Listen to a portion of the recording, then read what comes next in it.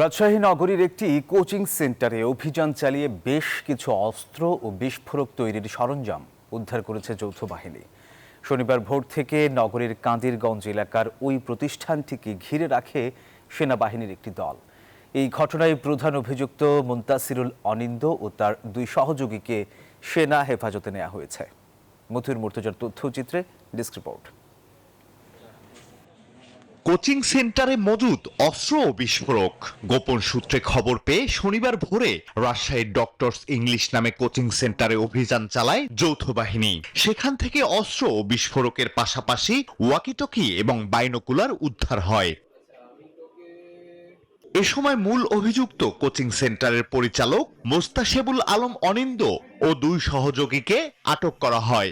অনিন্দ রাজশাহী মহানগর বিএনপির সাবেক সভাপতি শফিউল আলম লালটুর ছেলে এবং আওয়ামী লীগের সাবেক মেয়র খায়রুজ্জামান লিটনের আপন চাচাতো ভাই। কোচিং সেন্টারে অস্ত্র উদ্ধার বান্ডেল থাকলে প্রতি সেনমানিতে টাকা বাঁচবে।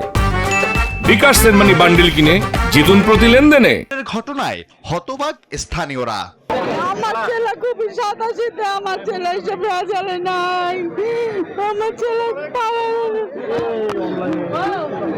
আমার ছেলে 1 মাস থেকে কাজে লেগেছে, আমার ছেলে আমি সে কাজ করতো। যে এই প্রতিষ্ঠানে যে এত বড় ঘটনাটা ঘটে যাচ্ছে, কি ঘটলো এটা অসম্ভব। অবাক মানে কি, খুবই অবাক।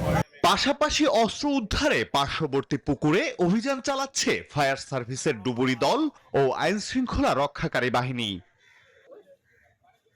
এই অভিযানের বিষয়ে ব্রিফিং না করলেও শনিবার দুপুরে একটি সংবাদ বিজ্ঞপ্তি গণমাধ্যমকে পাঠিয়েছে যৌথ বাহিনী।